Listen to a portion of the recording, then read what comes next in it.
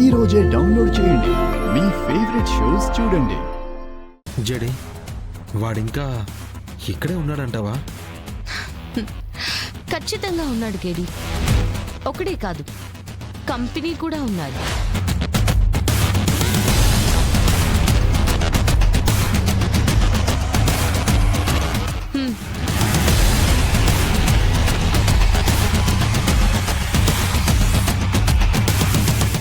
సరే మరి, కంపెనీ ఉన్న వాళ్ళకు కూడా బోర్ కొట్టకుండా కబుర్లు చెప్దాం పద.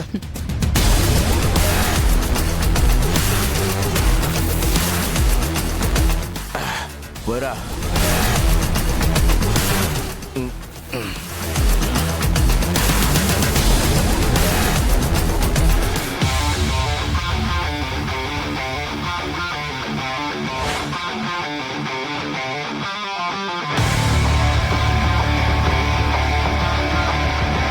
అన్నా, ఎవర్రా?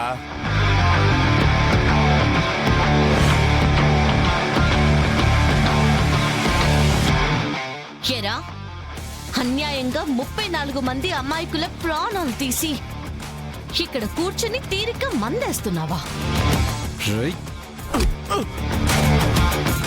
రేయ్,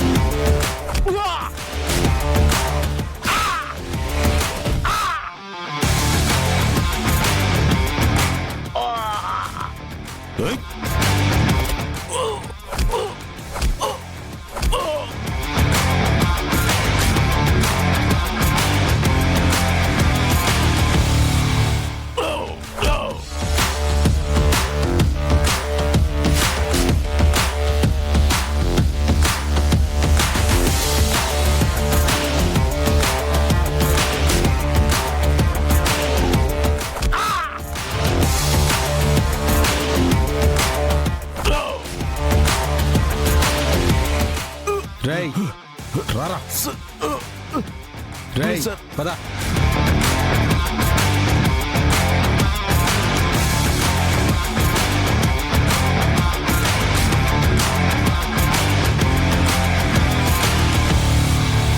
సెంట్రల్ మినిస్టర్ మర్డర్తో పాటు 34 మంది అమాయకులు చనిపోయారు. దానికి కారణం నువ్వే అని మా దగ్గర అన్ని సాక్ష్యాలున్నాయి.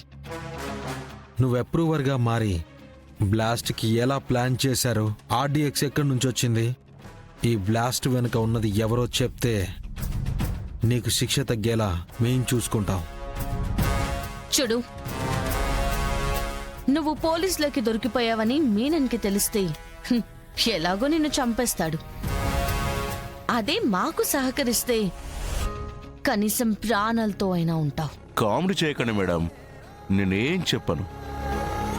అయినా మీరు బ్లాస్ట్లో ప్రాణాలు పోయిన వాళ్ళ గురించి ఆలోచించండి. నా ప్రాణాలు ఎలా కాపాడుకోవాలో నాకు బాగా తెలుసు. రేయ్, కెడి. ఛే, ఏంటి మేడం, భయపెట్టాలని చూస్తున్నారా? నేను మీలాంటి వాళ్ళని చాలా మందిని చూశాను. నాలాంటి వాళ్ళని చూసుంటావేమో కానీ నన్ను కాదు.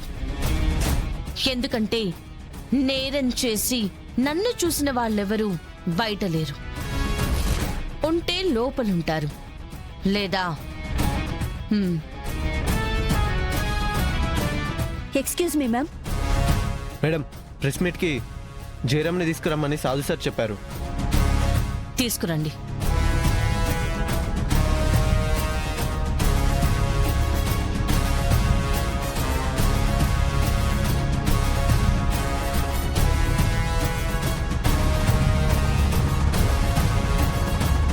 గుడ్ గుడిలో జరిగిన బాంబ్ బ్లాస్ట్లో ముఖ్య నిందితుడైన జయరాంని ఇవాళ జేడీఎన్ టీం పట్టుకోవడం జరిగింది.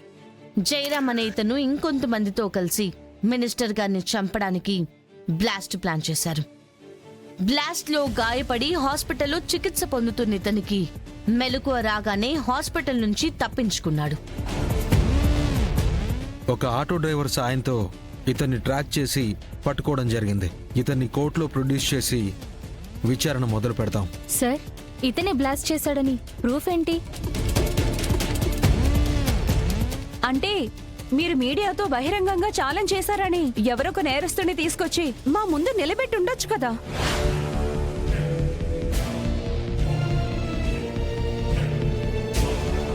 అసలు అతను ఎవరు? బ్లాస్ట్ ఎలా చేయగలిగాడు?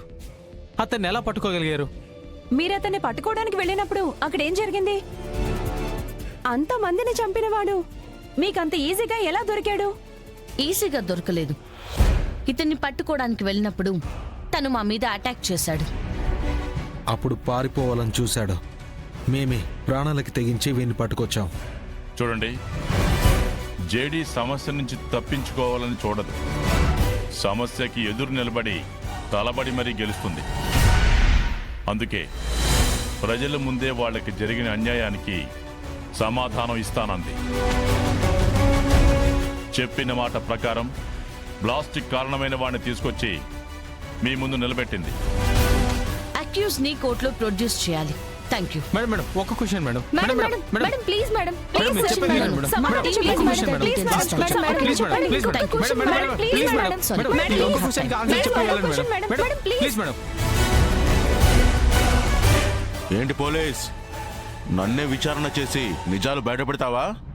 పట్టపగల కలలు కంటున్నావా? కళ్ళ ముందు జరిగేటప్పుడు అది కల కాదు, నిజమని నీకే అర్థమవుతుంది. పదరా. ఏయ్, ఆగు. సాధవ్, నా మాట విని నన్ను వదిలేయ్, లేదంటే నా వెనక ఉన్న వాళ్ళు మిమ్మల్ని వదలరు. నీ వెనకాలన్న వాళ్ళని మేం కూడా వదలము. నువ్వేం భయపడకు, వాళ్ళు కూడా నీ వెనకే జైలుకొస్తారు.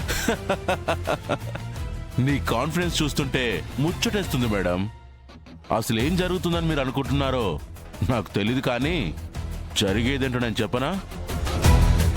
నన్ను కోర్టుకు తీసుకెళ్తారు, విచారణకి టైం కావాలంటారు.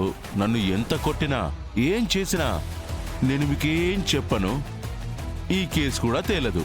కోర్టులో వాయిదాల మీద వాయిదాలు జరుగుతాయి.